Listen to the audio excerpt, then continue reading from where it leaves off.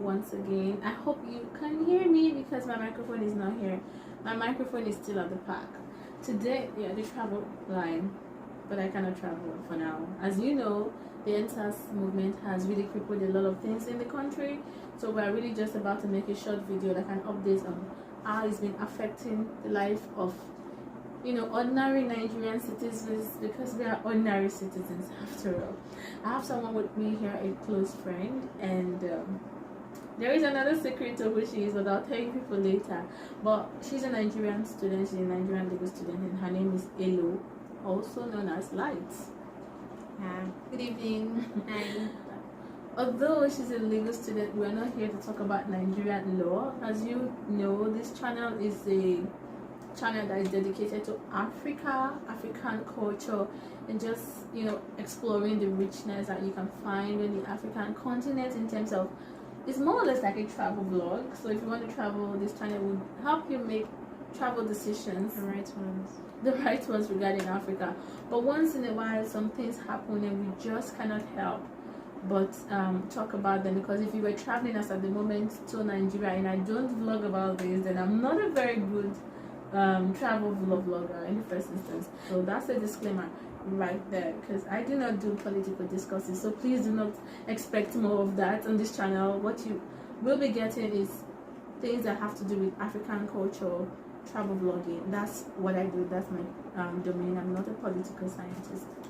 So today I just want to talk about what happened, the unfortunate incident that happened in Lekki tailgate, as numerous Nigerians were murdered, massacred in cold blood. You know, that morning we actually didn't sleep, right? Like we slept by 6 a.m. because I personally, I was crying. You know, people who know me know that I really hate injustice, and I try not to get too angry about it because I understand these things on a deeper level, but it's not always very easy. I cried and I slept by 6 o'clock that day, and you know, then we were waiting, you know, for an update, and you know what, I will make another short video about what really happened that day, but let's just talk about the after effect of that day first. So we were like waiting to see, okay, what's going to be the reaction and how will the Lagos people handle this. So I made this very nice video that talked about African citizens, what you should know, what you should expect from the people if you move to specific African cities. I talked about Douala in Cameroon, I talked about Accra, Ghana, and then I talked about Lagos, and talked about Warri. So that's the reason why I brought this young woman into the house today. Ele, what did you think when you actually saw the videos circulating on the internet about the massacre? it was horrifying, because I mean, those are young people, you know, people who want something better, a better life for themselves, and seeing them trying to make their voice heard by their government and then being slaughtered by the people who should protect them is heartbreaking. It was really, really heartbreaking. It was heartbreaking, and it's different definitely if maybe you're, I think you mentioned that you're, because of religious reasons, you don't usually put hope in like government normally. So it's the same thing for me. I really don't get involved with governmental issues. So my heart was not really that broken in terms of surprise. I wasn't surprised because the Bible says it all the time, like, don't put your trust in nobles. But these people put their trust in these nobles who were on a very normal level, at least in the basic level of humanity. You should have empathy, you should have conscience, and you should be able to do the right thing, protect people and not just slaughter people. And then now, so after what happened, the next day there was this news, and then they were, I think governor of Delta State, of Lagos State, was saying there was no casualty. And what did you think of all those things that he said, that there was no casualties? Well, of course, it's what is expected, considering how the massacre actually happened. You know, how it happened, with the whole process, removing of the CCTV cameras and the rest. So it's obvious that that was what they intended to do, to actually make it look like nothing happened. Nothing happened. So I wasn't surprised when he said stuff like that. And guys, you know that I believe in psychology, so, and I also do psychology, and there is something in psychology called gaslighting. When you do something and then you act like it didn't happen, and you, so for example, I can do something and then I can say something and then you ask me, I'll be like, I never said that.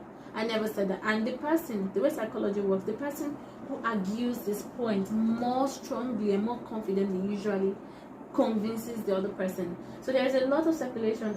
Some people are like, nothing happened. How does that make you feel when you see that they're like, nothing happened, even though it's obvious that people died?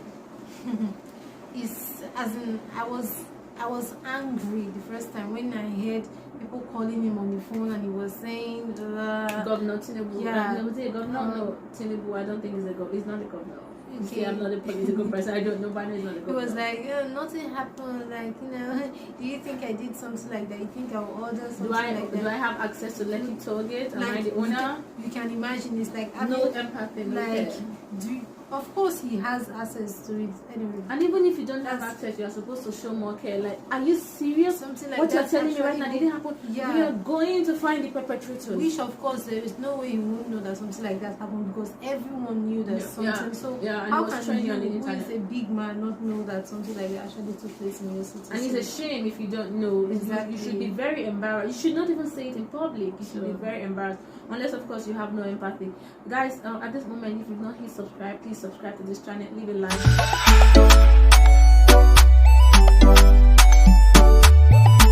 And watch my video where I talk about it's tagged When the Crazy Workers Healthy, so that you know how empathy plays into all of these things.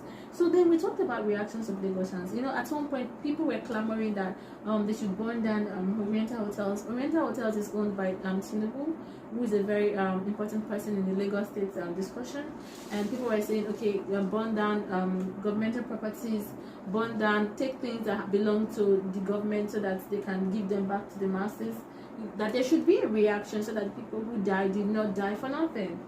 So what do you think? Initially, people were saying that if this had happened in southern Nigeria, there would be a different reaction, which is the point of this video. That's why I brought her here, so let's just get to that point right now. Okay. So why do you think people were saying that about the Niger Delta? I hope you saw that initial video at the beginning of this video, the initial clip that showed the Niger Delta people in their element on the water. That's a clip from the Niger Delta militants. And what's so interesting about living in Warri when it comes to things like this? There's a reason why when we see ourselves, we go like area.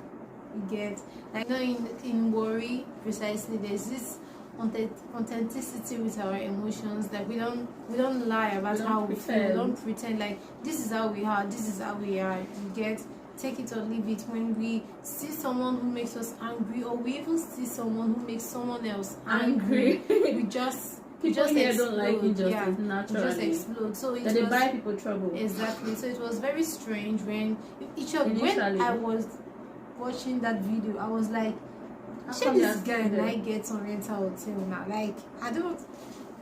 They should do something. How come they are still like? Where are the families of these people? They should organize. They should go rescue them. Like, if you say something, do go something. Rescue them. Don't right just we don't be need online and just be writing. Do you get? Yeah, that's how we were in Warri. Okay, so for instance, there was this occasion. I was with a friend of mine. We were going somewhere, and she just our bus fare, like the money we're supposed to pay on the bus, is actually 70 naira, I think. So that's like really $70 naira, yeah. So she normally, when we enter like the bus, when we take the bus driver will be like, oh, enter with your change, or enter with your change, and not get body to find change. But that day she explained to the man that I have just 500 naira with me. Will you have change? The man was like, yeah, no problem. When we go to our destination, she came down, the man was like,